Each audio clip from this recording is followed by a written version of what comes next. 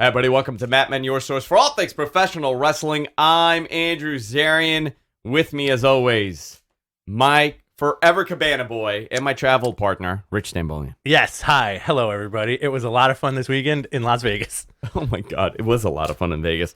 It was back. It was a nightmare, but it was fun. You know what? A lot of moments were a nightmare. That trip was a nightmare. We were back, obviously, from Vegas. I got to tell you guys, for those who were there, holy moly, this was a fun time. A really awesome time. Humbling, I got to say. Was it humbling? It was very humbling. Okay. Actually, no, it fed my ego even more. I feel like I agree with that. I agree with that. You had a lot of Andrew people stopping you on the street. I did. And like a lot of people at SummerSlam, like, Andrew Zarian, what's going on? Dude, and, it was... been doing this for like 14 years, right? 2008 was my first podcast. So 13 years I've been podcasting. What the Tech probably, I mean, we're on hiatus right now, but probably has been my most successfully long-term, watch program of like hundreds of thousands of people per week. I've never been mobbed like that. Ever, ever, ever. It's really awesome to see that the show has grown into something really special here. I think we have this tremendously very friendly community of wrestling fans, absolutely, which is really cool to see. We're going to talk about the trip obviously today and a whole lot of other stuff.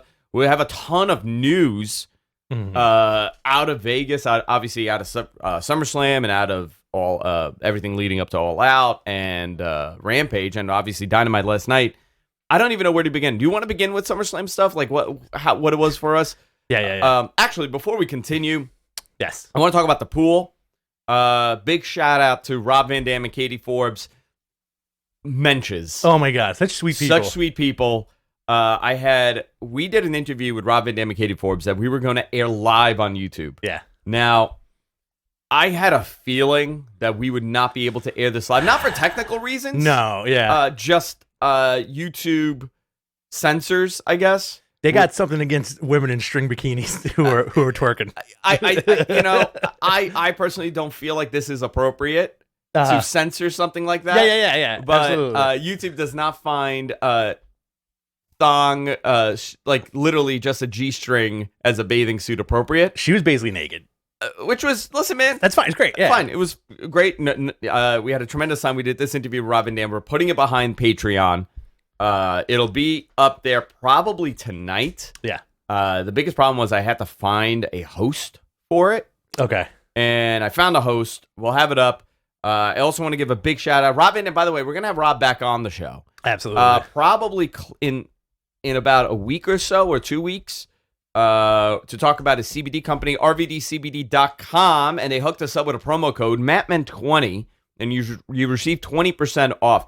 Now, this is not a live read, right? I told him I'd give him a little shout out, and I want to talk to him about this because I don't have a lot of experience with CBD. I took one yesterday. Deacon, our intern, bought one. Yeah, they're good. I have to tell you, the one that he bought, it made me a little loopy. Very relaxing. I was very relaxed. So if you want to check out CBD, rvdcbd.com, promo code Matmen20, get 20% off. I'm like, let's talk about it. I want to do this. I had the time of my life in Vegas. I want to thank everybody that came to the pool. There was a ton of you guys that came out. Missoula hooked us up with cigars that created this kennel cough that I had to fight the entire trip. I think that's what made you die a little bit. It did make me die. Because the next day you were like, I think I got it.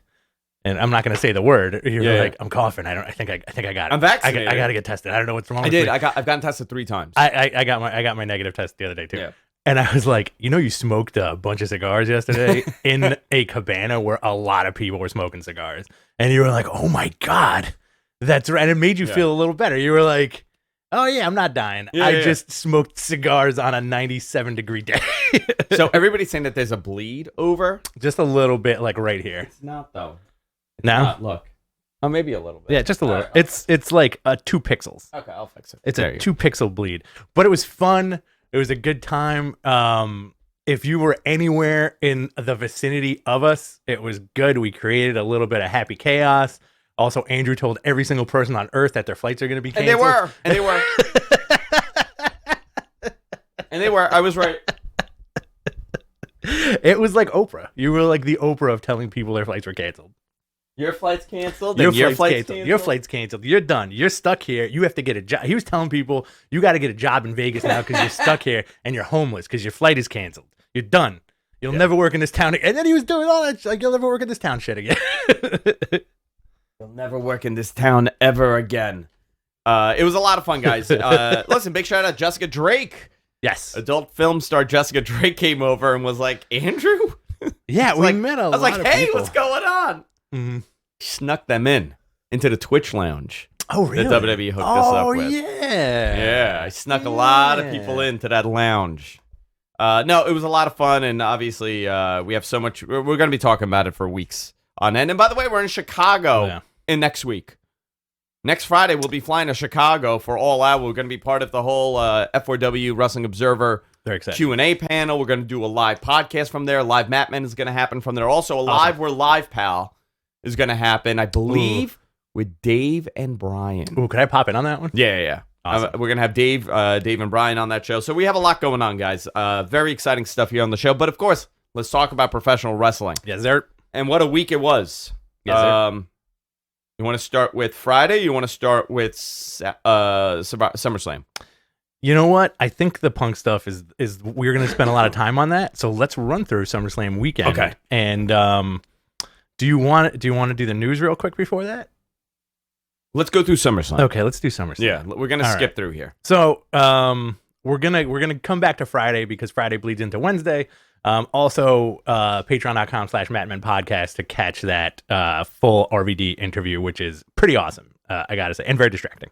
Yeah. SummerSlam, the biggest building I've ever been in my life. You know what? You've never been in MetLife? I've been bigger. Is it? Yeah. I feel like this is the biggest building I've ever been in. I have been in MetLife. I think MetLife is a little bigger, but not as cool. This is a nice stadium. Yeah. Denise, by the way, had the total opposite experience that we did. In what way? We were talking about on We're Live Pal, which, by the way, is exclusive on f4wonline.com. We were talking about like our experiences, and Garrett's like, what was this stadium like? Because, you know, he's a West Coast guy. He's fascinated by this whole deal. I was like, dude, it was remarkable. I'm talking about how Kurt, I thank WWE for those awesome tickets that they gave us. We're in the Twitch lounge. We had bars, we had food, we had celebrities around us. We had these awesome seats. Denise was given like a bologna sandwich. There was like no lights in the bathroom when she tried to use the bathroom. Oh no. The TVs didn't work. She had the worst experience in any stadium that you could possibly have. No. While we had like state of the art. We had a robot serving us. Oh my god, it was great. Bunch of robot hand jobs happening. No, it was awesome. It was the biggest building I've ever been in. Very family friendly atmosphere. Like super family friendly. Listen, WWE is not gonna go anywhere. Yeah. Anytime soon. People are like, this is it. This is the death knell. After being there, if I had 2 8-year-old kids, I would take them to a WWE show in a heartbeat. I was sad that my kids weren't there. Yeah. I swear to God, like this is the first time that my kids are young. Yeah. They're one's gonna be 6, one's gonna be 5, but they're old enough to like enjoy things at this point. Like they just hit that point. I felt sad for myself that my kids won't enjoy it. And when I showed them like the videos and stuff, they're like, "Oh my God, I want to go." Like I want to go. So like now I'm gonna take them to like a house show when they do the December house show with the Garden. I'll take them to that. But I'm gonna say something, and this was a realization point. Okay. And I think this should be the same for many of us, right? WWE has transcended beyond pro wrestling. Yes. Right? Yes. The word sports entertainment was just a word until now. This was extremely evident from 100%. The last mega show like this that I was at, like a WWE major stadium show, was probably 2017 SummerSlam. Okay. Like in a big like SummerSlam level, Big 4, Big 5 pay-per-view, right? That was at Barclays, right? At Barclays. Yeah. That felt like a really cool pro wrestling show. Yes. Right? That was a cool pro wrestling weekend, too. It was a great pro wrestling weekend. Yeah. This was not a pro wrestling event. No. This was, guys, I I feel like I've seen it. Like I've now awakened to this thing, and I could separate. Like in my mind, I'm able to separate. Like, oh, this is why WWE does this, and this is why AEW does this. Absolutely, WWE's not putting on a pro wrestling show. No. Okay, that's gone. You could tell by their entire direction of the company. Oh yeah, that this is not a professional wrestling company. This is a sports entertainment company. And you know what? When you walk into that building and you see there's 50,000 people there, and there's a DJ, and there's a musical performance, and there's celebrity guests, and they're doing these moments, interactive moments in between things. This is Broadway. It's a circus. This is Broadway, the circus. Yeah. This is a variety show. I've been saying this for weeks, but it is so evident that these guys are beyond pro wrestling at this point, and this is an entertainment product. 100%. And you know, it's funny too, because the show, just the production value that goes into it, seeing it live is so seamless. You know, there was like close to no hiccups happening. And I gotta say, like one of my takeaways from it was I can see why the company loves The Miz so much. Oh yeah, because he's exactly what you've said about him all these years. He's a carnival barker. He's big live. He's very big and animated, which I think, you know, he's playing to the nosebleeds, you know. And it was very surreal just seeing that. And you know what? You're right. It's not a pro wrestling show. It is not. I did not feel like I was at a professional wrestling show. Listen, I've been a wrestling fan. My first live event was probably 1991 at the Garden. Okay, you don't get more pro wrestling than being at the Garden. Yeah, I've seen the change. At 37 years old now, I now can recognize the difference. Where, listen, if WWE does not do it for you anymore, it's not because they're not doing the wrestling that you want to see. They're not doing wrestling anymore. Right. They have now transcended into everything that Vince McMahon has wanted for 30 some odd years. 100%. And that's to become something in the middle. And also, you know, what's also fascinating about this, again, just doing the experience at Allegiant Stadium. Yeah. I think we both agreed that, like, listen, they don't need anybody. They don't need a John Cena. They don't need a Roman Reigns. They can create cool moments, but it's almost like an explanation of these major firings that have happened where it's like the company doesn't need anybody. Yeah. It will continue to be a circus, and it will continue to sell out arenas. Do you want a prediction? You know? Shoot. I'm going to give you a prediction. This has nothing to do with anything that anybody's ever said to me. This is all in my mind, okay? I expect WWE to do a residency in Vegas within the next 10 years, 5 to 10 years, to have a residency in one of the hotels, like an MGM, where every night or whatever they do, they're putting on a wrestling show, and every couple days somebody different's there. I agree. They'll have a different headliner, like Sheamus will headline one week, and maybe you'll have a Roman Reigns that'll headline the first week, or John Cena. Yeah, this is, and you know what? They'll probably sell 20,000 people a freaking show. Oh, 100%. You know what I mean? Yeah. This company has evolved, and it is evolving into something very different than what we talk about when we talk about professional wrestling. Right. And it was very evident at that show. Yeah. It was extremely evident. And it's not a knock, right? I'm not knocking it because they put on a tremendous... Listen, I watched it on pay-per-view after the fact, so my reaction is a little different because I got to experience it in the building. So I don't know how you guys felt watching it live. Yeah. But I do have to tell you, being in that building, people were loving it. Yeah. Everything. They were loving everything. Lovely, lively crowd, friendly crowd too, It was all the kids dressed like John Cena. I always find very adorable. It was awesome. No, man, listen, it was great. It was great. And if you're looking for wrestling, your version of wrestling, you're not going to get it a lot at WWE anymore. You saw the Raw was a totally different type of Raw. Yeah. They're quick matches, right? Everything is quick now. Everything's very quick. Yeah. So listen, they've evolved. They have an idea. They're going in a direction. They're making more money than ever. It was the most watched SummerSlam of all time. It was the highest grossing SummerSlam of all time. Bananas. It got the most press out of any SummerSlam ever. So, I mean, when you look at all those indicators, they're extremely happy. I mean, it's a good thing. It is a good thing. It's a positive thing. It's a positive thing. Let's go into the matches. Let's go. Very quick, like you said. Biggie beat Baron Corbin in 6 minutes. Fun match. Good opener. Yeah, fun match, good opener.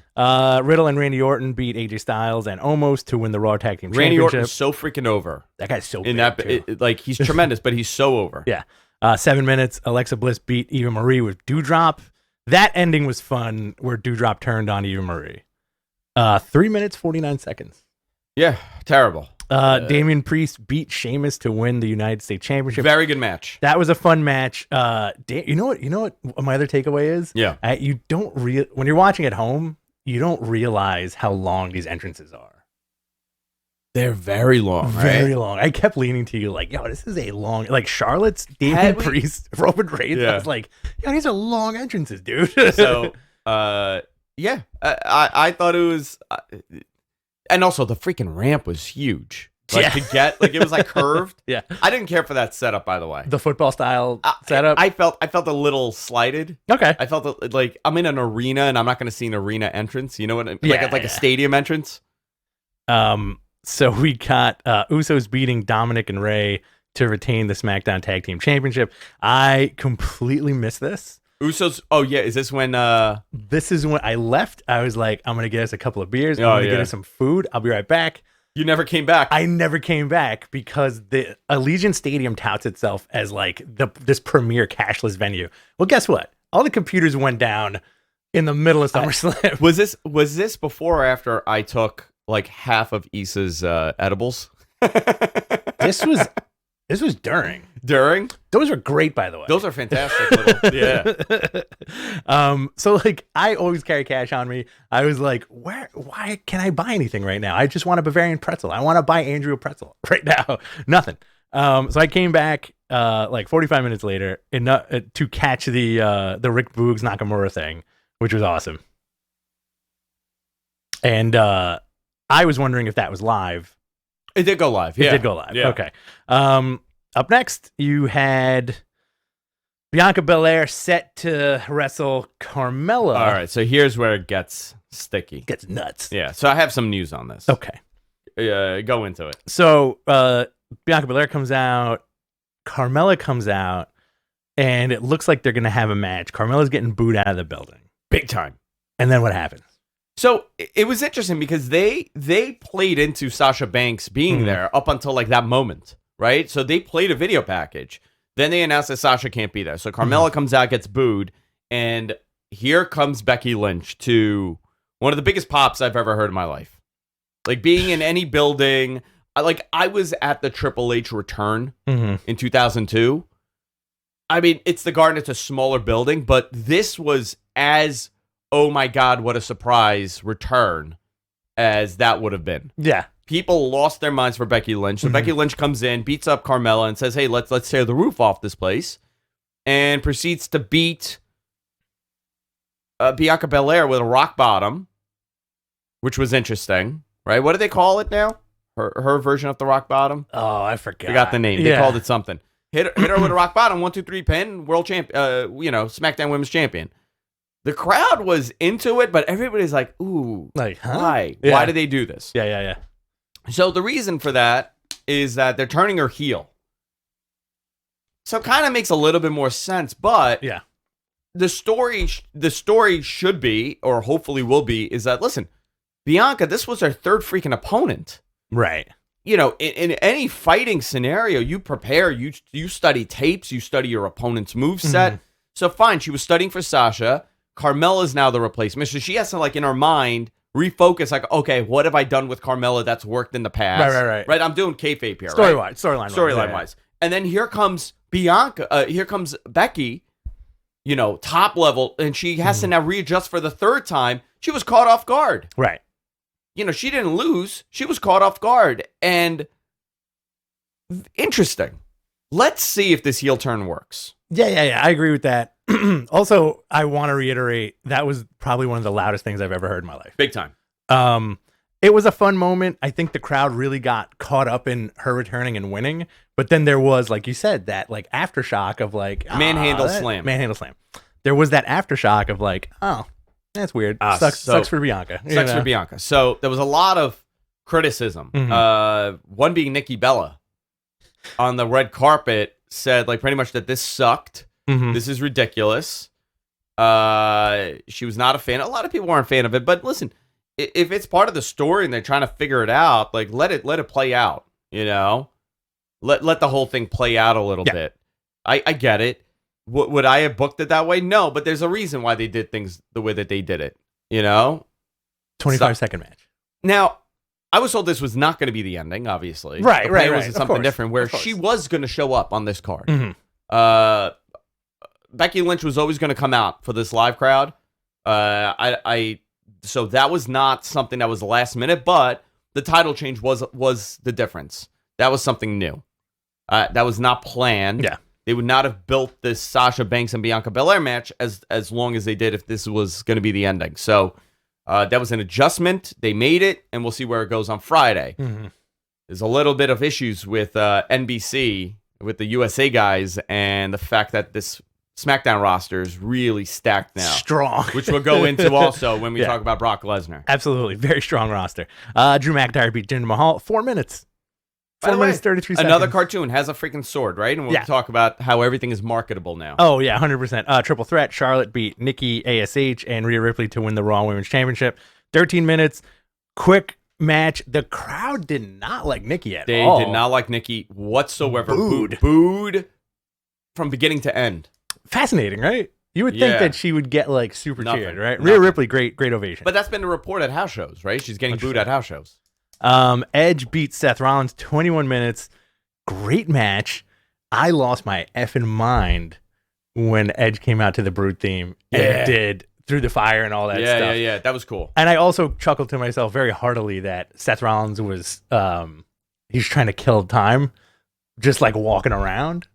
Oh yeah, because they were setting up. But did you see he smiled? Like he got a kick out of the Brood entrance. Oh, yeah. There's a moment that the camera's still on him. I don't think he realized it. He's just looking. He's like, "Fuck, this is cool." Yeah, you could tell he was looking at that ramp. Yeah, because they had to while Seth was doing his thing, and on the broadcast. Did you watch it back on TV? I did. It looked excellent. Yeah. So on the broadcast, you see it's like close-ups to Seth, and then he's looking in the direction of where they wheeled Edge's tower in, which I'm assuming Edge was inside it.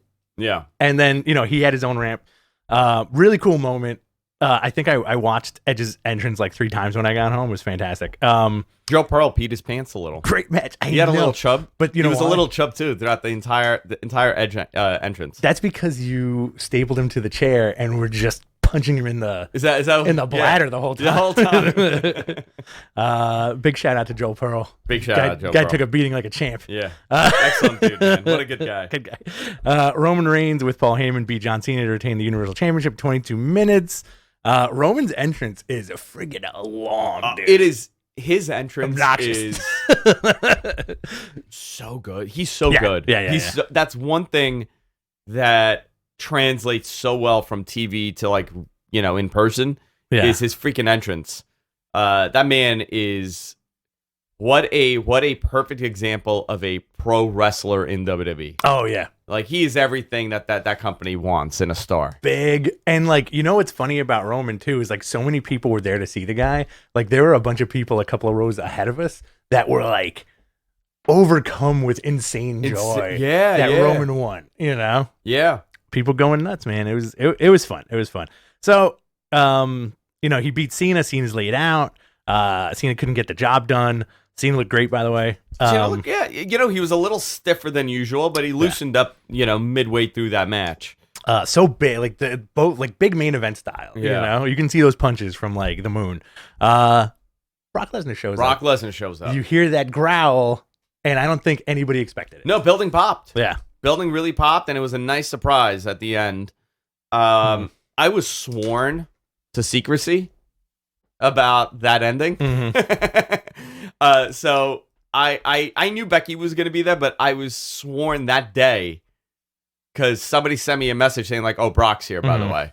I was like, okay, cool. Yeah. All right, awesome. I did not expect him to look like a Viking. Oh, that dude looked awesome. Gnarly.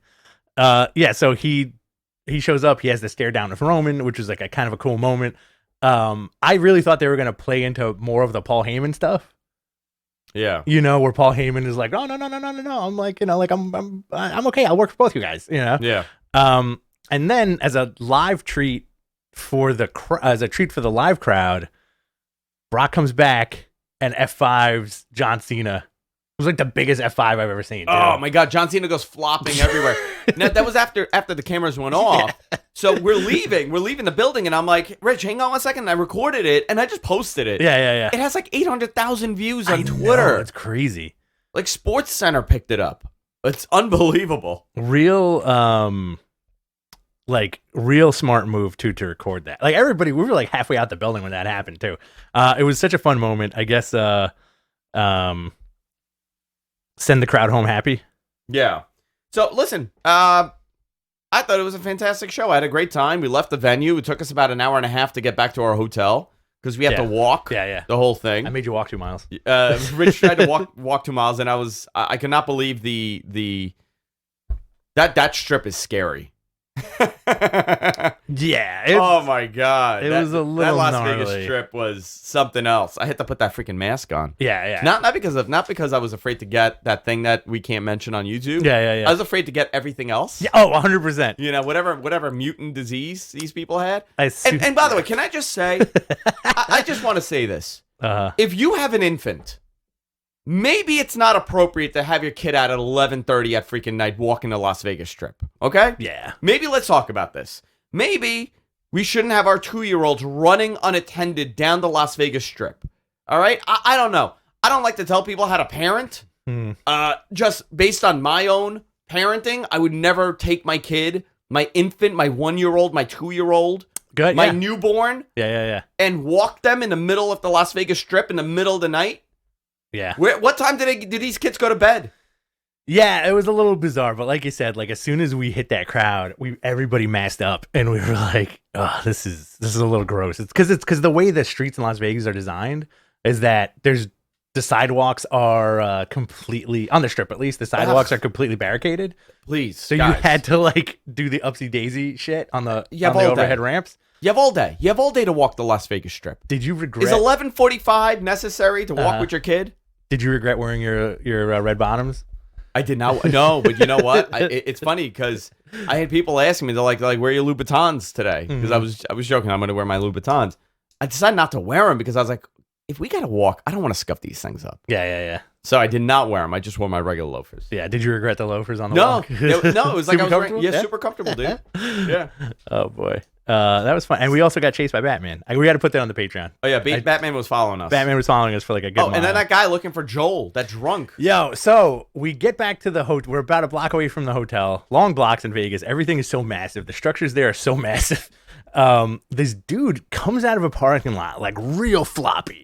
And he's like, "Joel, I've been looking for you." No, where's Joel? Where's Joel? I've been looking for you. Also, at this point, we're convinced he's not talking about Joel Pearl. Well, no. I was convinced. So in the beginning, I was like, okay, maybe he was at the pool. Maybe he follows us on Twitter. Because what are the odds that this drunk guy is like popping out of our hotel and he's like, Joel. Yeah. Like, where's Joel? I'm looking for Joel. And I'm like, I don't think Joel is friends with this guy. No. Maybe he is. This guy came out of he awakened like the Undertaker out of the bushes. Like, by the way, in an empty parking lot. Like there was nobody. He was in an abandoned parking lot and he just did one of these. Hold on. Ready? Yeah, I'm ready. Where's Joel? But he spotted us from like a good while Batman is following us. A good half a block away. He was like, "Yup. I'm going to talk to these guys." And he's flopping towards us. Oh my God. And he's like, "What's up, guys?" And then I let you deal with that. Me and Jonathan walked us very much ahead of you. I was like, "Hey, you can deal with this guy." So he follows us into the lobby of the... He's like, "They kicked me out." Of the yeah. Why'd you guys kick me out? He's like, "Do you know why they kicked me out?" No. All right. So, yeah, why don't you sleep it off? We're going into like our place. There was like, it's a casino on the floor and everything. And he's like, "I can't go into the casino. What did I do?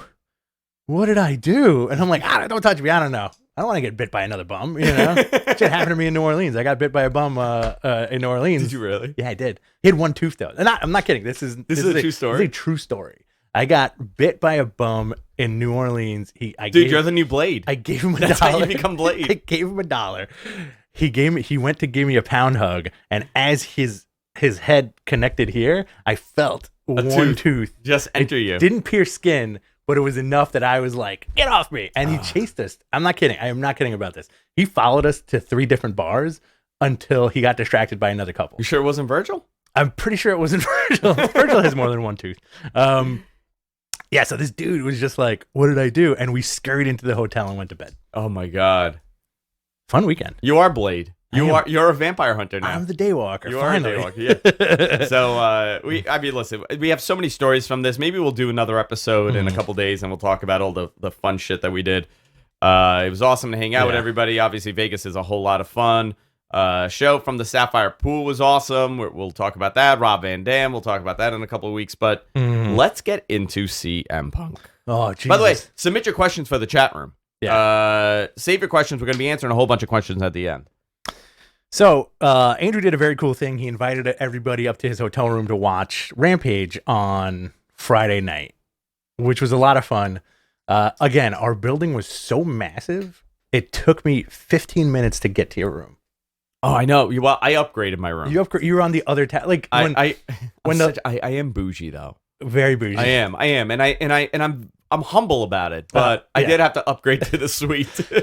I'm not gonna get into it, but we had this giant kerfuffle with our booking, and then Andrew goes, "Give me an upgrade. I don't care how much it costs." That's literally what I said. And then the lady was like, "All right, it's gonna be this much." And then she looks at us and she's like, "You're gonna be in the opposite tower of your friend. Is that okay?" And I was like, "Yeah, we're adults. Who cares?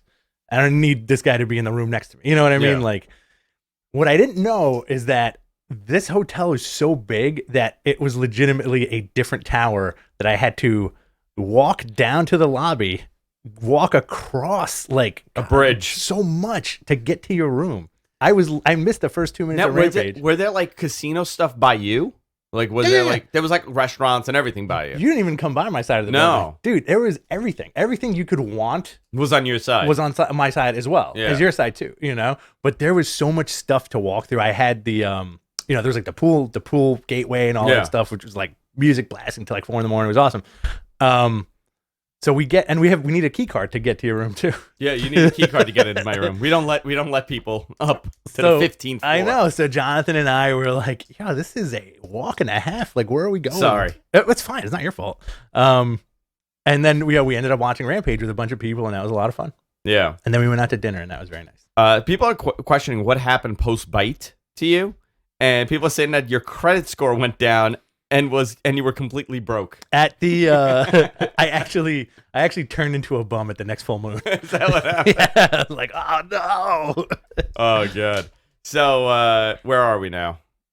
What day are we at? Oh, Friday. So where are we? So Friday, you and Jonathan came to the room. Yeah. I did not expect this show to begin with CM Punk, but I'm glad they did because that whole building would have had CM Punk chants the entire night. But by the way, no CM Punk chants for any other matches on Dynamite. Yeah. Isn't that nuts, right?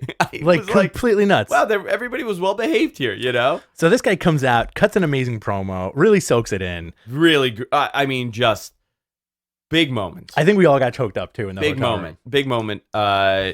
Listen, man, regardless of what you think of him, regardless of what you think of AEW, Jim Cornette said that was probably one of the best pro wrestling moments. I'm filling in the blanks, but he was blown away by that moment. Yeah. Mega star, done right, huge crowd reaction, 15,000 people there to see him. Big deal. And like you said, super brilliant guy where he came out with a hoodie and then at some point goes, "Let me get comfortable." Yeah. Boom. Brand new shirt.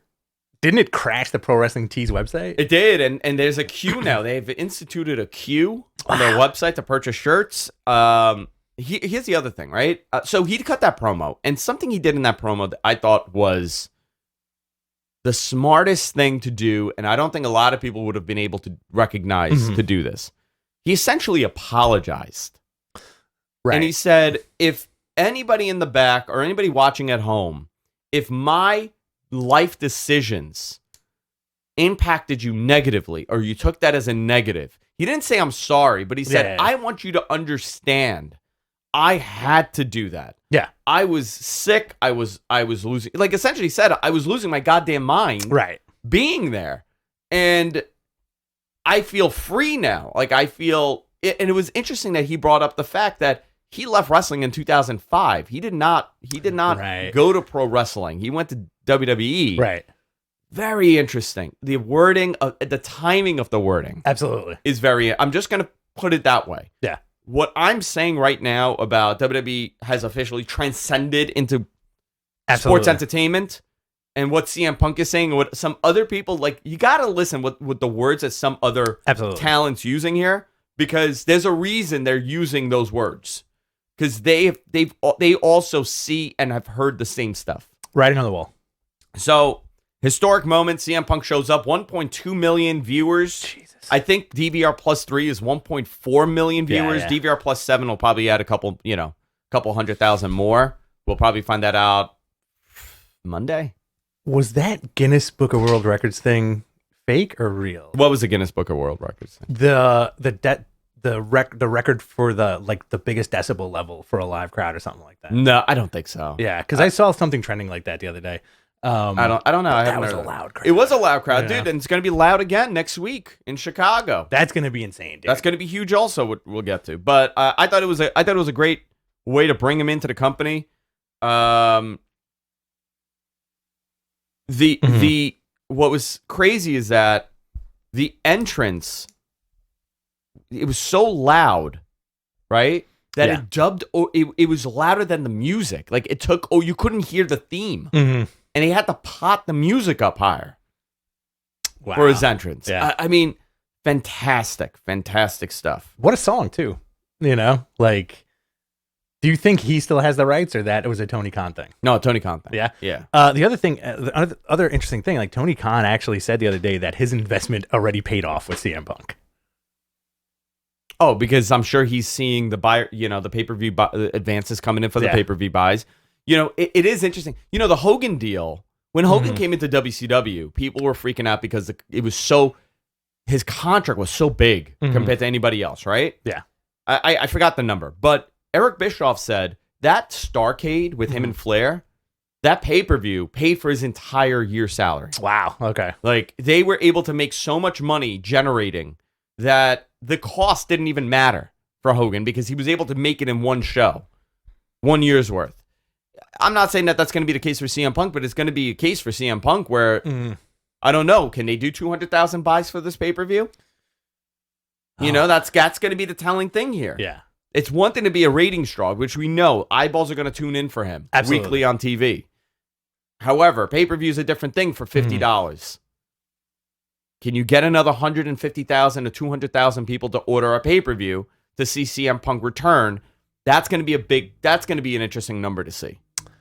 I think this stuff going forward is now fascinating, especially with, we're going to get into it, the contracts supposedly coming up of certain people possibly signed to AEW, and just the shows that they're doing going forward. Yeah. Like these are going to be like, I want to say that Arthur Ashe show is going to be record setting.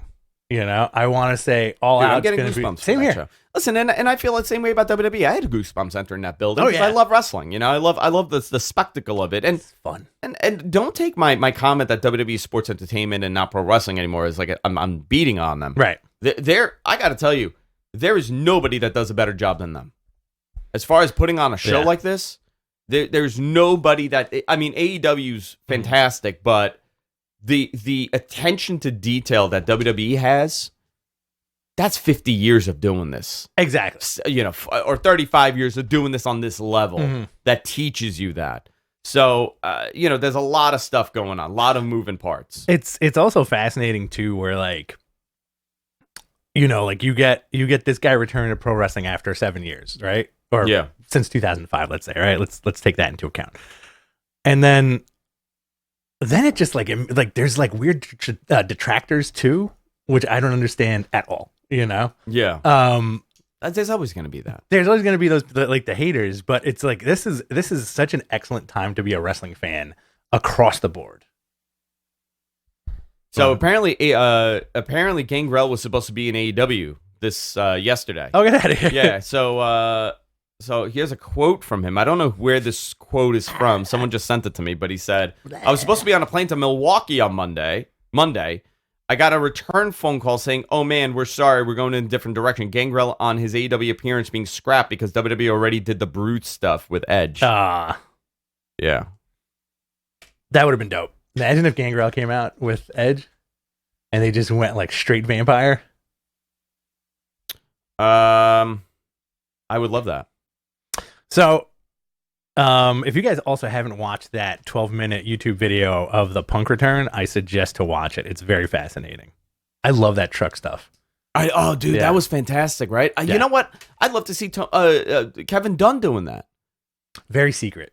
I would love to see it because that is a. By the way, that guy produced WrestleMania. Yeah, he's a WrestleMania director. Directed. I'm sorry. Just that is a nerve-wracking job. Yeah, you gotta have it. That is a special ability to see the shots and call it and stand by, take, stand by, hold, take. Doing that. Very, very cool. Very cool. For how many hours? Right. with what? 12 cameras? I don't know how many cameras. Yeah, 10 or 12 cameras. They were calling camera 10 a lot, so it could be 10. 10 was the ramp guy, but that stuff was very fascinating. Do you want to go into Dynamite? From last night? You know what? Let's go into news. Okay. Let's dump in the news because I know a lot of people are going to want us to cover the news. So all right, let's see here. And then we'll go into Dynamite after. Yeah. Okay.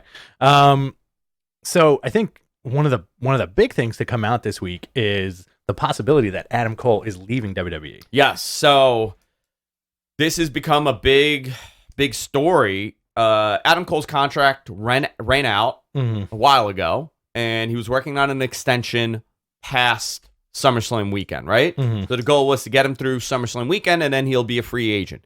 His contract, he is officially a free agent on Friday. The contract has not been signed as of yesterday. Yeah. So I will say this with people that I spoke to within WWE, okay? For the longest time, the anticipation was that he will re-sign with WWE. Something changed. Okay. And now I'm not being told that he's leaving, but I'm also not being told that he's signing with WWE. Interesting. So a lot of people have changed. Now, the conversation with Vince McMahon apparently went well.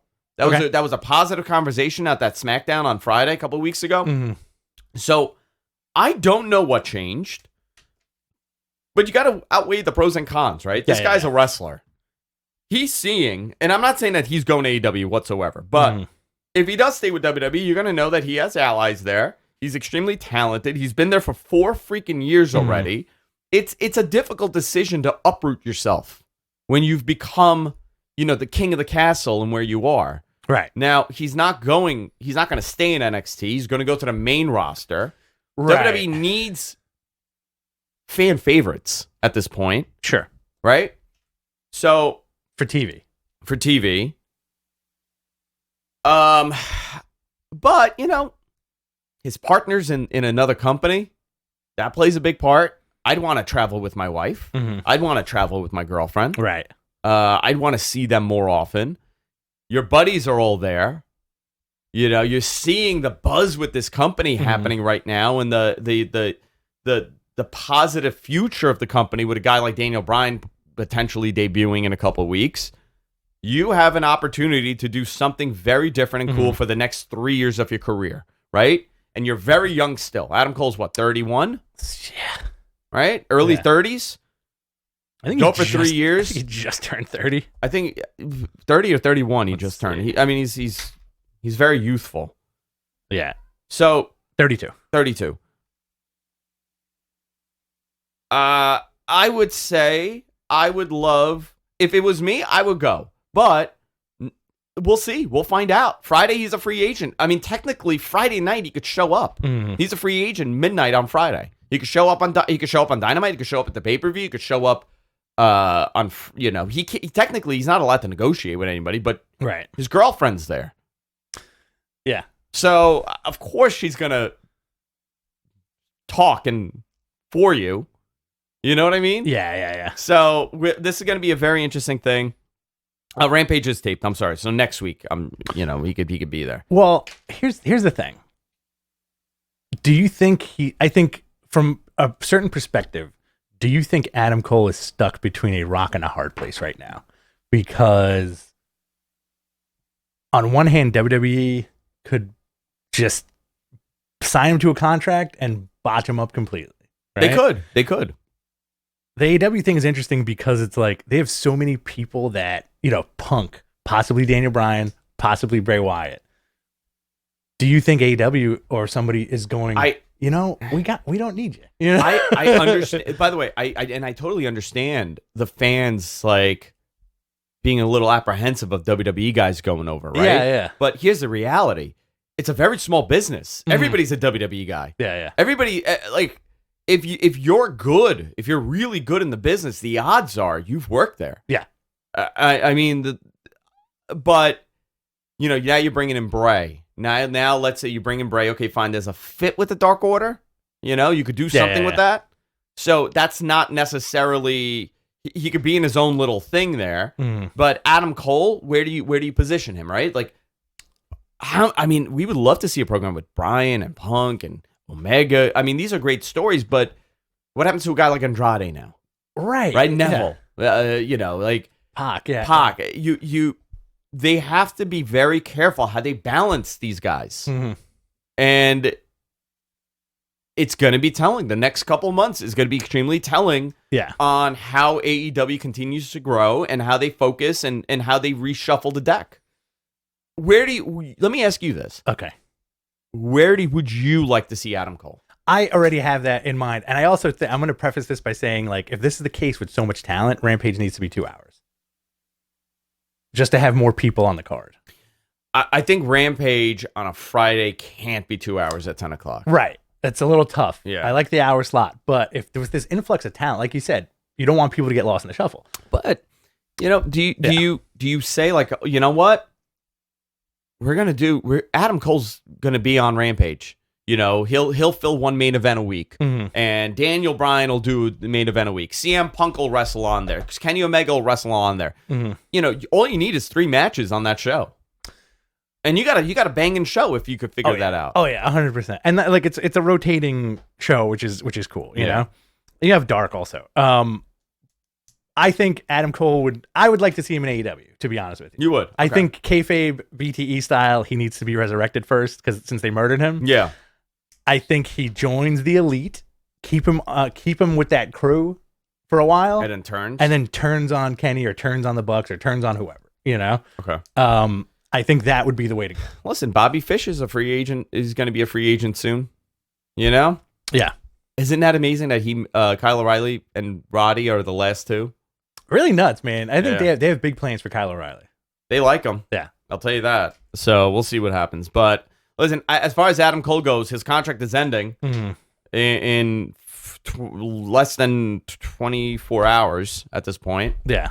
So we'll see what happens, man. Either he shows up on SmackDown or he shows up on Raw or he's on Dynamite. This is a very cool moment. And I hope nothing but the best for this guy. Absolutely. He's young, he's super talented, and he's done an unbelievable job, and he really did tremendous work in NXT for 4 years. Absolutely. So I hope nothing but the best for him. You never know. Like, didn't Nakamura sign a contract extension also? Nakamura did, yeah. Yeah. But Nakamura's so happy. Yeah, it's very interesting. You would think, like, because he's one of those guys where people are like, you got to go back to Japan, you got to do this and that. At the end of the day, listen, here's how I'm not gonna say this is Nakamura, right? But you've clawed and scraped your whole life. Yeah. You've wrestled your ass off your whole life. You have injuries. You wrestled in front of 500 people. You've wrestled in front of 50,000 people. Yeah.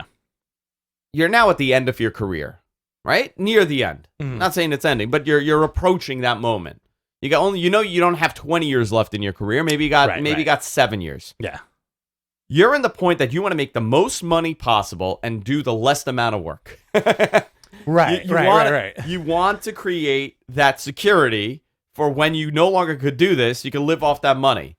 And in Nakamura's case, he is being paid very well to do a fraction of what he was doing before. And he's extremely happy. Why would you not want that opportunity? Why wouldn't you take that? Listen, I love wrestling, but if I was in his scenario, I probably would stay in that company too. Yeah. If I have something I still want to prove, and I feel like I can't do that in WWE, guess what? Then I'll leave. But he's comfortable. He's happy. His friends are there. His family's in Florida. Absolutely. And it's also got to be a comfort to know that if he does decide to leave, he can go anywhere and still do be on top. Yep. Very fascinating stuff too. Like the Adam Cole, I think has like a meet and greet for Mattel or something today. Yeah, today. And I think that's his last commitment with them. Which is kind of funny. Yeah. I wonder how many people are going to ask him where he's going. I'm sure everybody's going to ask him all day, every day. Pat McAfee tested positive for COVID. He had 104.5 fever last night. Thank you. Apparently the fever's dropped, but I think people need to understand how dangerous levels of fever that is. Yeah, that's pretty. Like anything over like a 104, like I hit a 103 whenever I'm super sick. Mm-hmm. A 104 is like you need to go to the hospital. It's getting a little dangerous now. You think he was on the strip? I think he was on the strip, and I don't think he has that. He has COVID. I think he has something else. Whatever those mutants had on that strip. It was that dude. Wish him well. It was that dude who was looking for Joel. Miss Job. Adam, Pat McAfee. They also announced Money in the Bank pay-per-view July 4th weekend. It's going to be July 3rd. Very cool. In Vegas at Raiders Stadium, which is going to be interesting. And also Atlanta pay-per-view. That New Year's Day pay-per-view is now called Day One. Mm-hmm. Rich, did you hear the Nick Khan interview with Ariel Helwani? Because I have yet to hear the whole thing. I read some of the transcript. Okay, very telling, huh? Yeah, very, very telling. Like you can tell, like this guy is like a no nonsense, like corporate guy, like through and through. You know. And listen, like he gave some good answers and explained a lot of stuff to people who were wondering, you know. And it's also kind of funny how he's sort of becoming like a weird wrestling celebrity too. He is, yeah. You know, I think he's enjoying it a little bit. You think you're going to see him on camera? I would say you're going to see Nick Khan on camera. Okay. At one point, you're going to see him. They're going to do something with him. Full Sail partnership has ended. They have not been there since the pandemic. Mm-hmm. And listen, WWE built a state-of-the-art training facility with production. Mm-hmm. Why would they need Full Sail anymore? Yeah. And they're scaling back on NXT. So why would they need Full Sail anymore? So this new stuff, the NXT stuff going forward, I think is going to be fascinating. Yes, very. So I do feel like there's going to be such a concentration on dudes like Ridge Holland. Yeah. You know, like these are the guys that we want. Perfect example. Gargano's going to be the top heel. Which is great. Yeah. You know, Dexter Lumis, another guy probably that they want these guys to look like this, you know. It's fascinating too because do you consider NXT pro wrestling or do you consider it a crossover between pro wrestling and sports entertainment? I don't know what it is anymore. Okay. I always considered it a professional wrestling show, and then they needed it to be that because they were really gravitating towards that ROH and like the indie fan. Yeah. But you know, first of all, the independents are, other than GCW, they're pretty stalled right now. They're pretty stalled. So I would say they are an in-between. They become an in-between now. By the way, talking about independent wrestling, Catalyst Wrestling is back in Jersey City. Little shout out to my guys over at Catalyst Wrestling. As you guys know, I work closely with these guys, and I'm an advisor. Don't miss the combination of TV and iPay-per-view tapings live at from Cathedral Arts Live in Jersey City in New Jersey with 4 championship matches on the line, including Homicide. Homicide is going to be on the card. Awesome. He's going to be fighting. He's going to be in a match for the Sapphire Television Championship and a whole large, it's a tremendous show. Definitely recommend you guys check it out. It's 39 Erie Street in Jersey City, New Jersey. Doors open at 7, September 17th. Tickets $25 to $30. You get your tickets at tinyurl.com/stealthisshow. tinyurl.com/stealthisshow. Check it out. Also, all fans must be masked and present proof of vaccination upon entering the building. So a little shout out if you want to see independent wrestling here in the Northeast, check them out. Catalyst Wrestling live from Jersey City, September 17th. Nice. So, NXT, it's a hybrid now. You know, they're trying to do something a little different. The stories, the positioning is different. I don't think they're gonna have access to guys like a Nakamura or a a Gargano like they did previously. So they're going to build a lot of homegrown talent. Mm-hmm. A lot of athletes are going to come there and start training. Yeah. Which we'll see what happens. Well, that's what they want, right? They want to build guys from the ground up and teach them charisma and teach them wrestling. Yeah. And to see if they could do it, right? Yeah. So they are redoing the set. And that was the reason why they taped 3 weeks worth of NXT, so they have some time to tear the whole thing apart and put it together.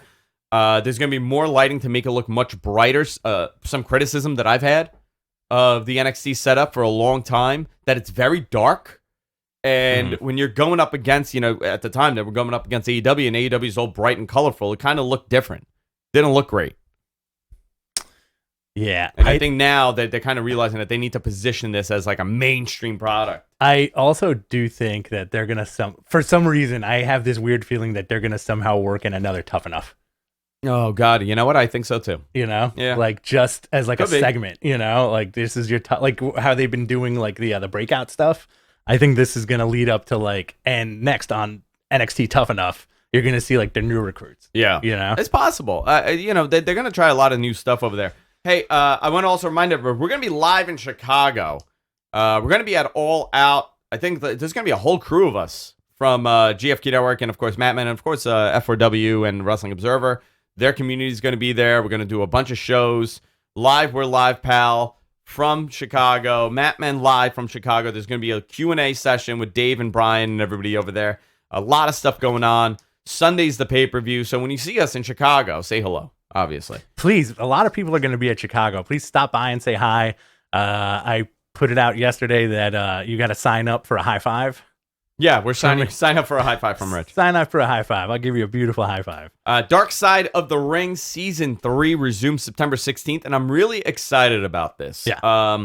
Some of the episodes are going to be The Plane Ride from Hell, the infamous trip in 2002, where it caused Scott Hall to get fired and Nature Boy Ric Flair to be sued. Chris Kanyon, The Life of Chris Kanyon. And, I have to tell you, I don't think I've mentioned this a lot, but I was in touch with Chris Kanyon near the end of his life. Oh, wow. And I would talk to him regularly. He discovered my show on Stickam when I was doing the Andrew Zarian show. Oh, wow. And he would come in the chat room because we were from Queens, and I believe he's from Sunnyside.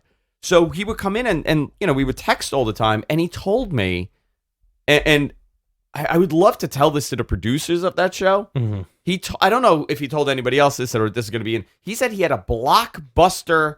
He had some groundbreaking information on WWE, and that he was going to release to the world. Interesting. Okay, this is what he told me. I mean, this is probably 2000. When did he pass away? 2010.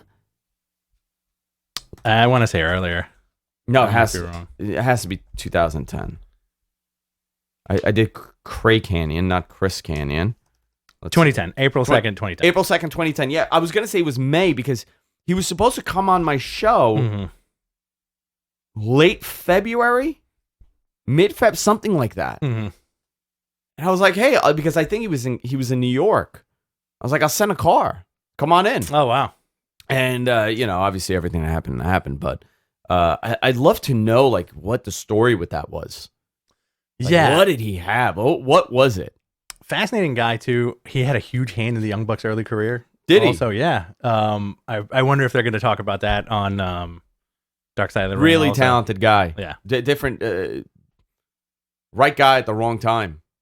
You would have been a big star any other time period. They're doing one on FMW, Johnny K9. Super excited for the FMW. Me too. Johnny K9, Luna Vachon, XPW, and the steroid trial. Wow. So this is a big season for Dark Side of the Ring when they resume September 16th. Yeah. What else do we have, Rich? Let's see here. We had TakeOver the other day. I feel like it's awesome. Samoa Joe beat Kerrion Kross to win the championship. This was Kerrion Kross's swan song. Yeah.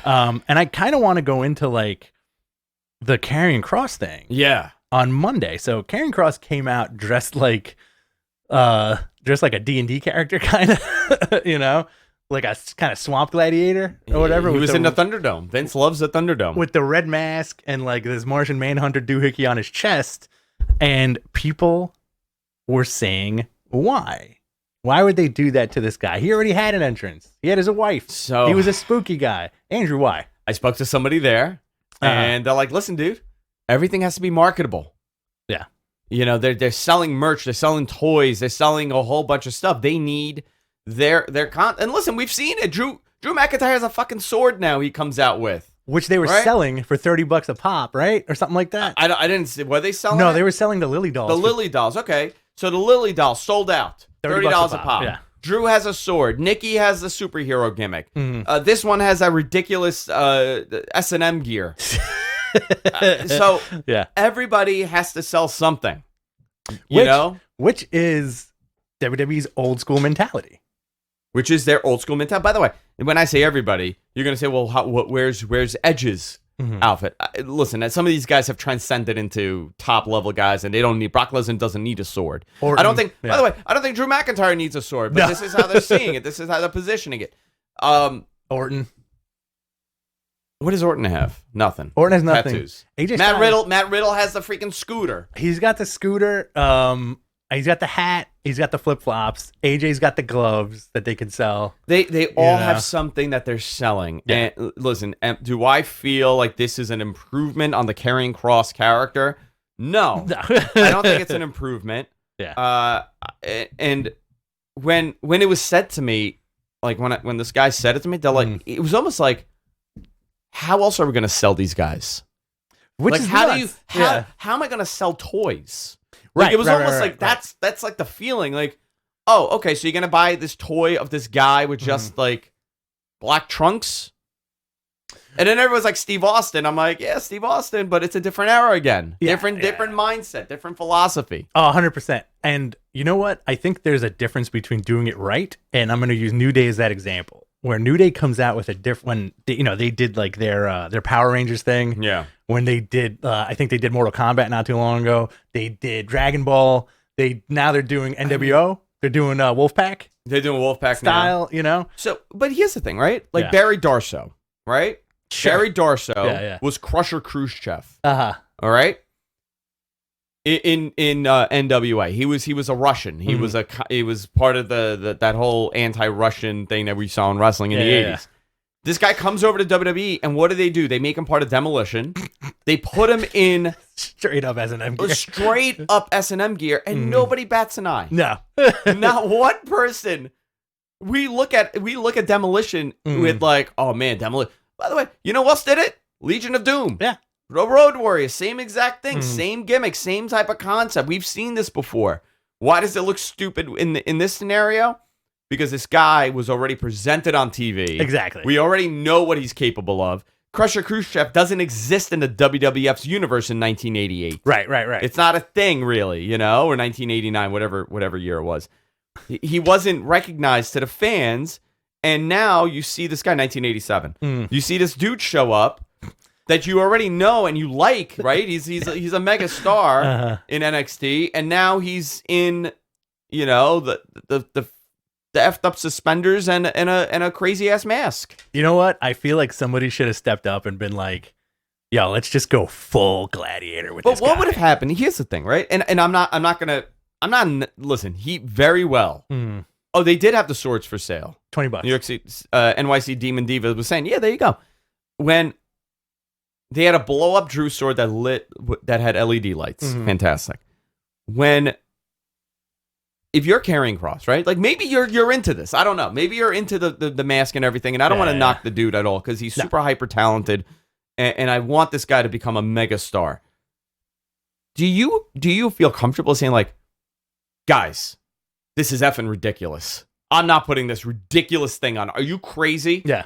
Or do you say like, I'm going to be a team player and I'm doing this? I think at his point in his career, it's probably I'm going to be a team player. But also, from my perspective, it would have been cool if somebody was like, listen, this is okay. It should be this. And, you get like big shoulder pad, gladiator helmet, like real cool looking stuff. It would be a different story, right? You want him to look gnarly and not like they rushed it together. But my God, what a great act, him and Scarlett, right? They had the entrance. They had the whole thing going.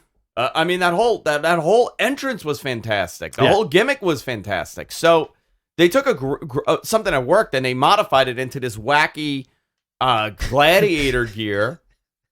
And, listen, man, Undertaker was a freaking zombie cowboy. Kane was a freaking undead. Right. Bray was a bonkers, cartoon character. Yeah. Balor comes out with crazy ass dreads and he looks like a predator. Yeah. WWE does this all the time, but it's interesting that how come, when these things happen, when Balor comes up dressed like that, it's not considered ridiculous. It's considered special. It's considered special. Right. But this dude doing it looked so dinky. I think because you could feel that he wasn't into it. I don't know, man. I felt something. I don't know. It was just, I don't know, man. We'll see. It's interesting how you say, like, it depends on the person, what they could do with him. Like, Samoa Joe's a good example. He already looks like an action figure. So they don't need anything. Comes out with the towel and everything. I think some guys are so established they say no. Yeah. I mean, it could be easily as knowing your star power and saying no, F this. You think Seth Rollins is going to say yes to something like that, or Roman Reigns? Mm-hmm. You hand Roman Reigns that? He's got the glove though. He does have that glove, that gold glove. That gold glove, I think that sells for a lot. Seth has like the wacky jackets and all that. But that's him. That's him doing it. Yeah. What do you if Adam Cole stays and goes on the main roster? What do you think? A butler. He's gonna have a butler. Yeah, he's gonna be the butler. He's gonna be the butler, Adam Cole. The butler, Adam Cole. Instead of Bebe, he's gonna go butt. Oh man, I don't know. Nakamura is a good example too because they gave him the crown and a guitarist. But he's done it. Right. He's done the crown. Yeah. Right. The guitarist. Okay, that's fine. He's still himself. But that's a good 2-pack action figure right there. Like Boogs and Nakamura in a 2-pack. Like all this stuff sells. Like anytime you get new ring gear, anytime you get new things, you have a different action figure. I think there's like 47 Finn Balor's and like a million New Days out there because they keep updating their gear. It's good for these guys too on the back end with the money. Yeah. Where do you want to go from here? Let's see. What do we have? Well, we talked about Kerrion Kross's marketable new gear. It looks like Alexa Bliss is going to be Charlotte's next opponent. Alexa Bliss is Charlotte's next opponent. Okay, so we're going to do some wacky, spooky stuff here. All right. Pete Dunne's contract. Oh, interesting. Is also up. You think they're just going to feed everybody to Samoa Joe on their way out of the company? I don't know. I mean, I don't know. Mm-hmm. As far as I know, people within that company are very blah right now within NXT. Okay. Very deflated. Very lackluster. That was a word that was used. A lot of them feel deflated. Okay. So can somebody find out who's been part of developmental for the longest right now?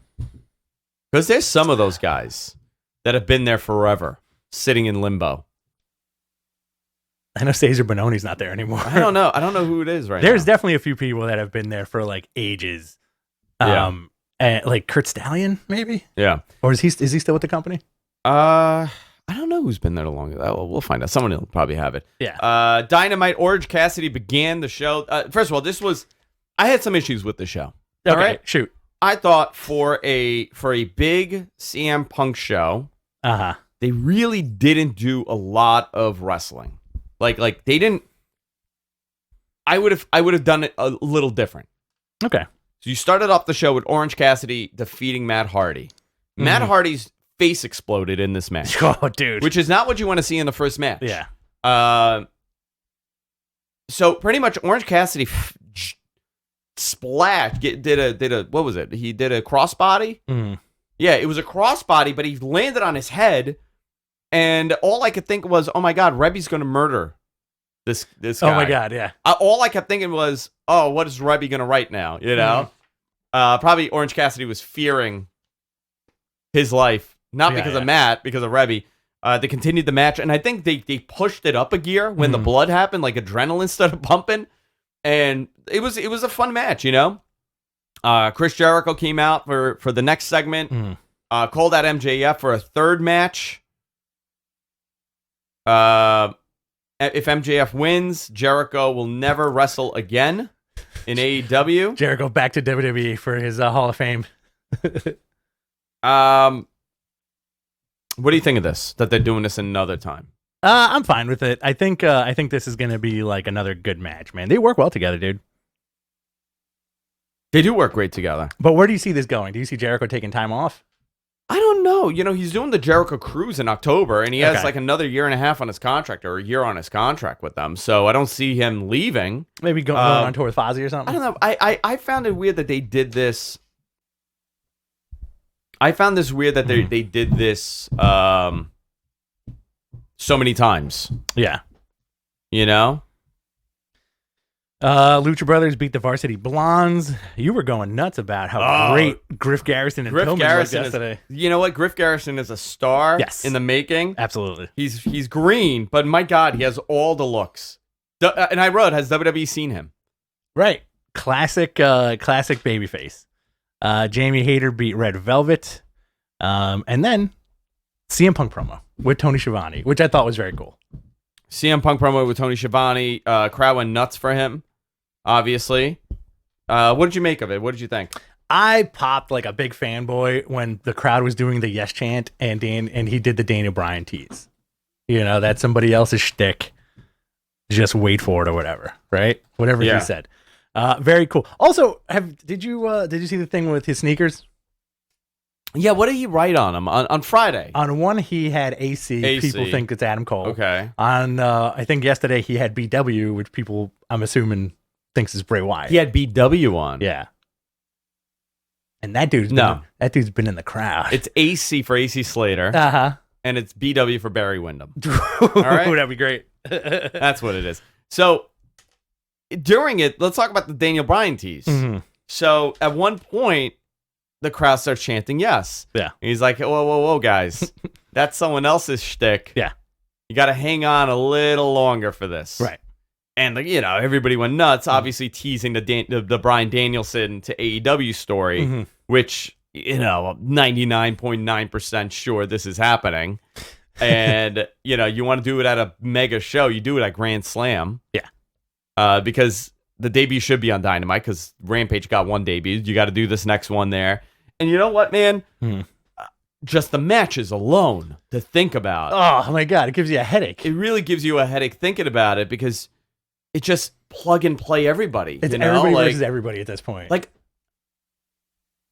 you Christian, out of all the people, kind of doesn't fit in the mix now. But it's cool, though. It's cool that Christian's there.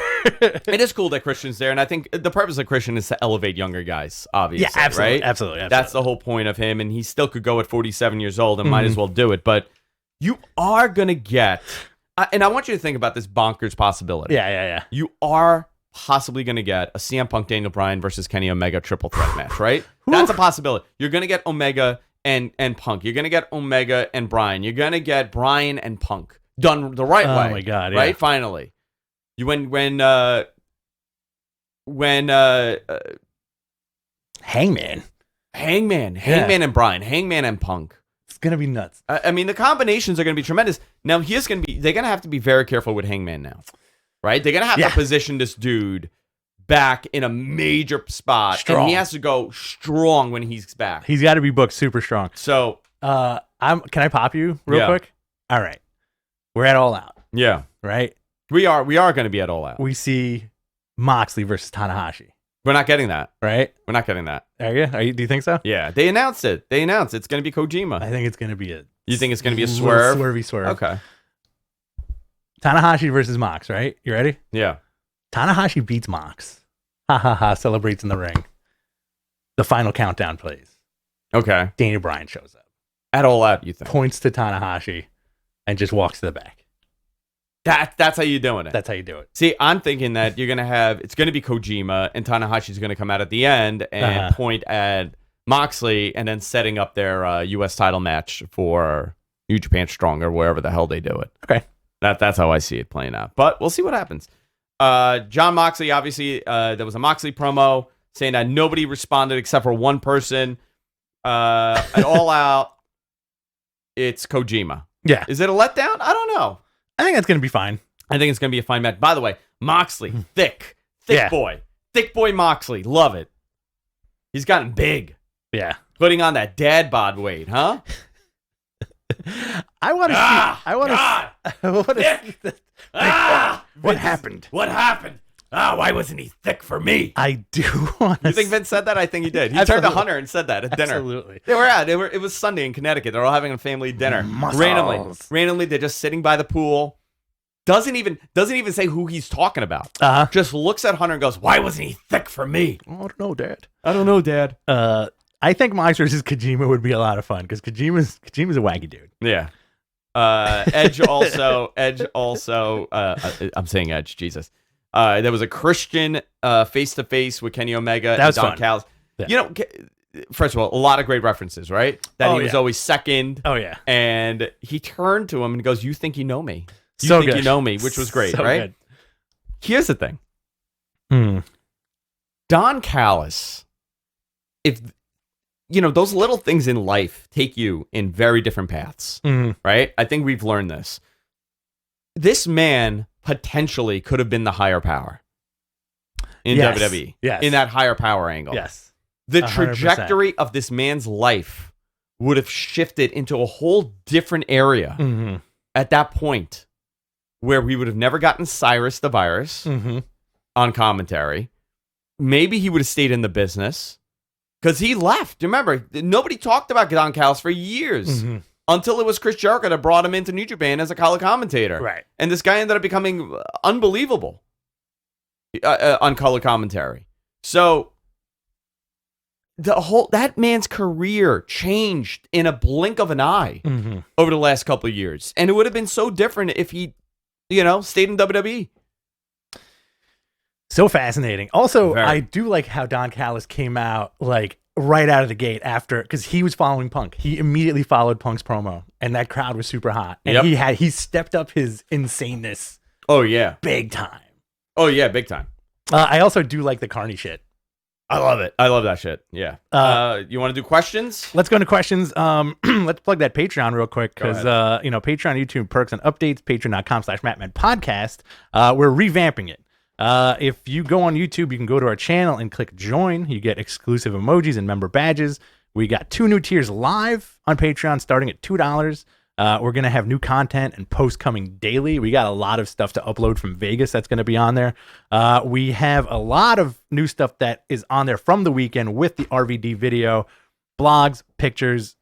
With premium membership on YouTube, you'll get some of the same perks from Patreon, live emojis, and check out our shirts, man. MatmenShop.myspreadshop.com. We got to do something about that link. Yeah, we need a better link. And we're also on Linktree/Matmen podcast for all the Matmen links. We're having our Chicago shirts coming out this week. I'm very excited for these. Very excited to go to the show next week. It's going to be a lot of fun. A lot of fun. We're going to be in Chicago. I'm going to be on the road next week. So next Thursday, I can do a remote from wherever I am since I'm bringing my stuff with me. Cool. Awesome. All right, you ready for that the super chat? Q&A time, guys. Submit your questions in the chat room.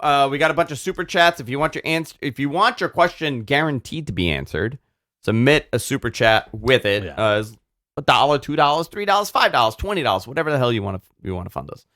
All right, we got Chops owns $4.99. Thank you.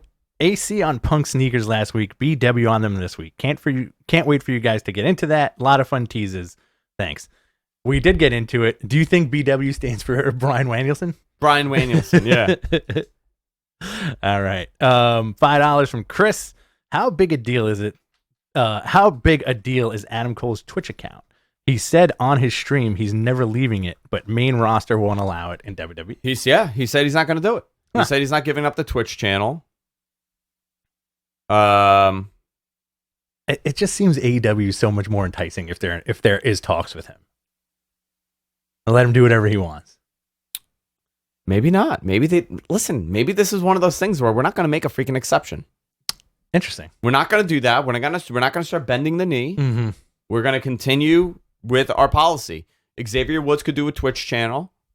Who else does it? AJ? No, AJ can't do it anymore. Well, isn't Xavier's also partially WWE? It is. Okay. Yeah. Ryan Martin's $4.99. Do you notice the Easter egg on Punk sneakers? Yes, he had BW written on it for Brandon Weinson. Brandon Weinson. Also, odds on Cole staying since he's advertised for the Mattel event. We'll find out. Interesting. We're gonna find out in a couple of days. Yeah. Jonathan, you got to have those graphics ready to go. By the way, I'm getting message right now. Okay. So I do want to say this. I made a comment about the roster being one-sided, right? I could tell you that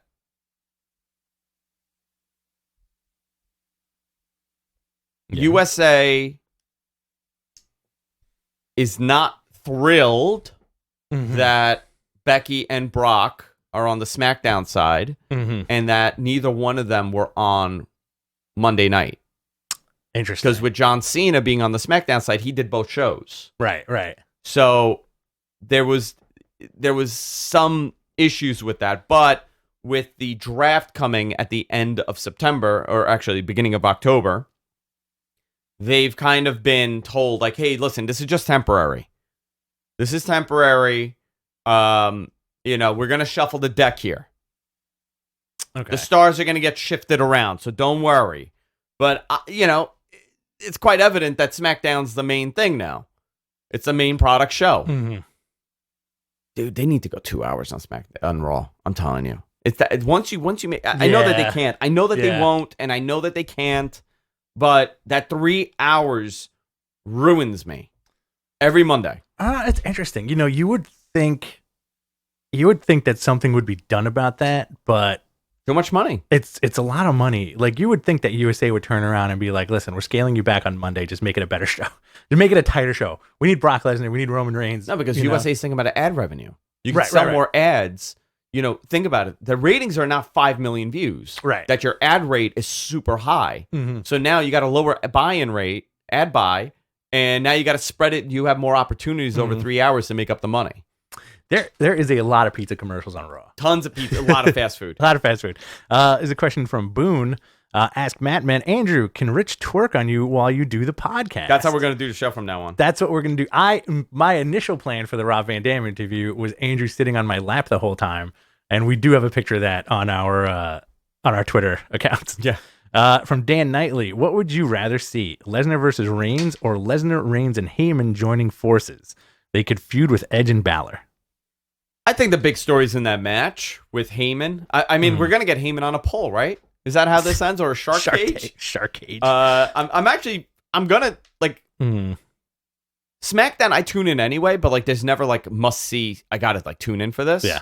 I got to tune in for this. I want to see what the hell they do with this, because Becky and Brock are both on SmackDown this week. I'm pretty fascinated by this, too.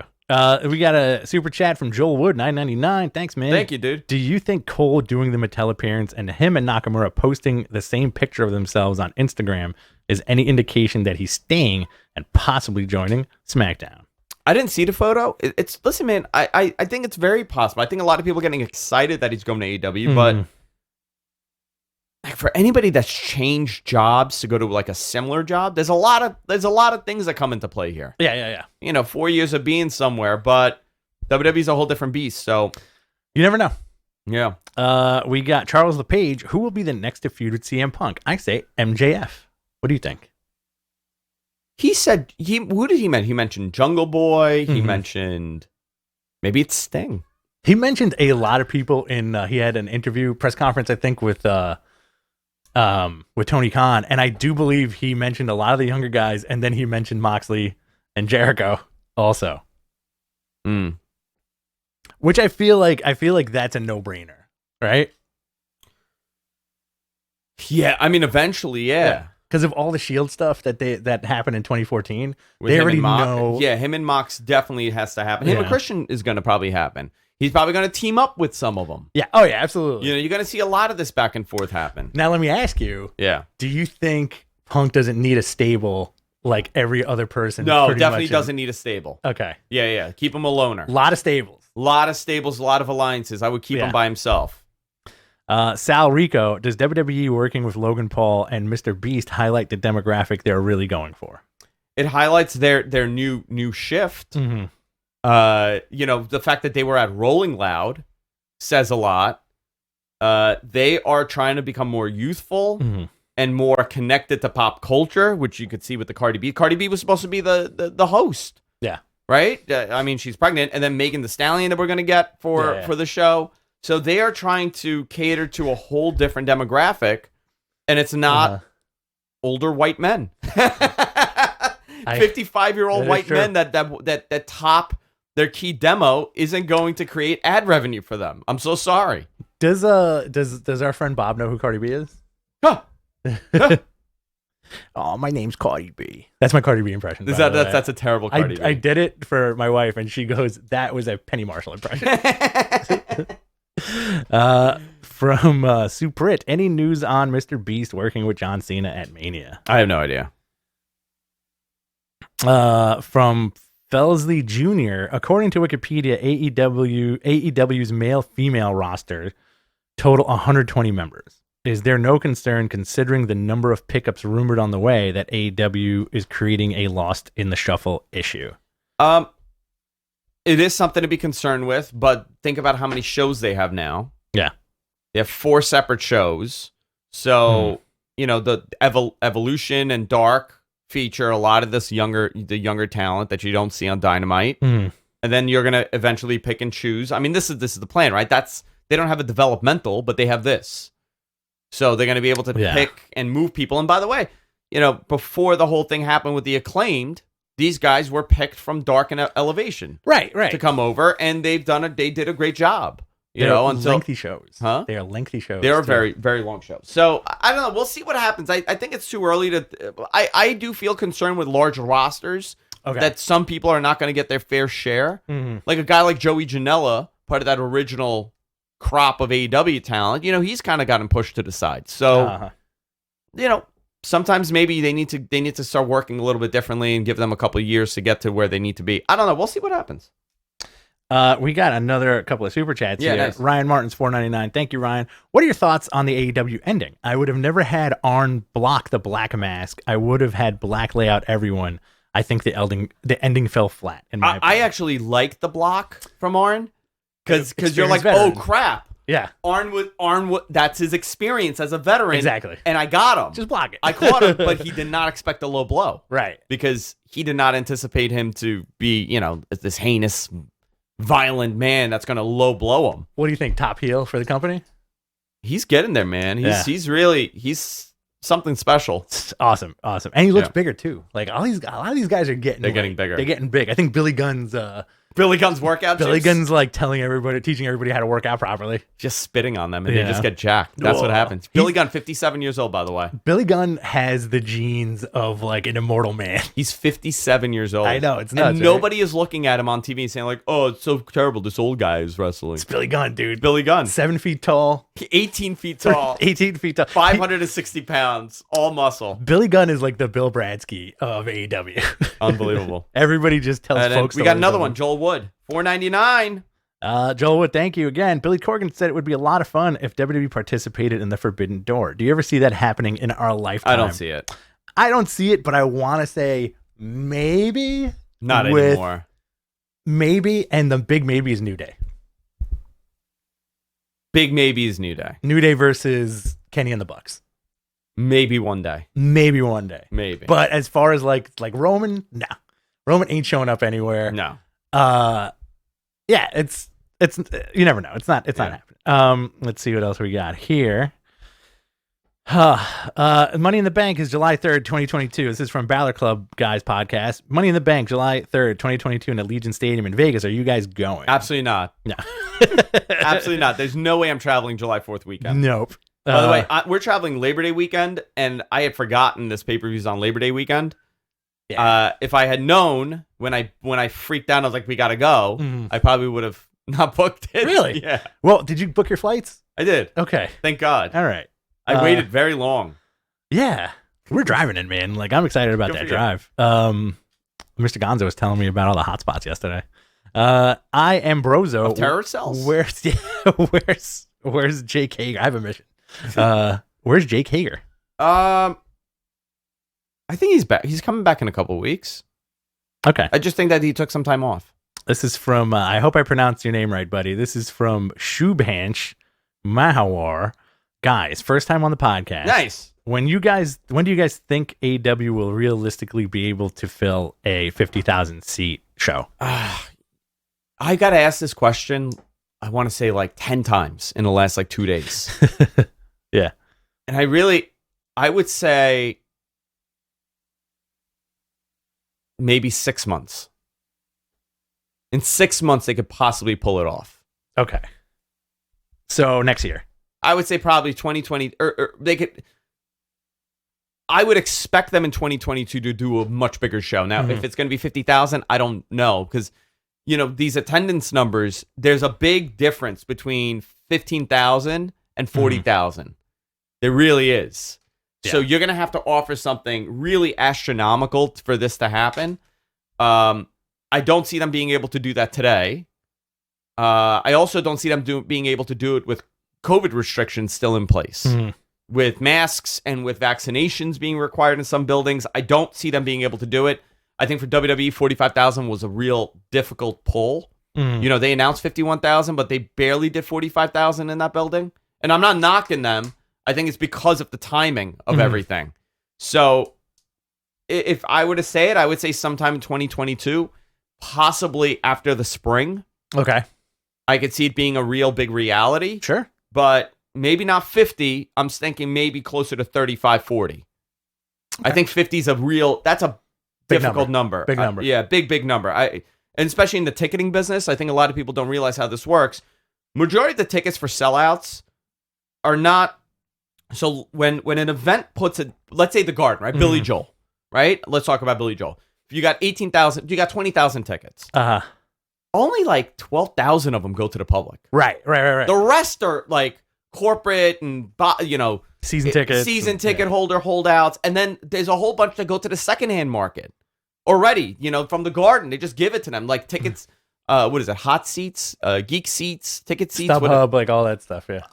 Yeah. Like they get X amount of tickets to resell on the market, and guess what? A lot of times, the venue.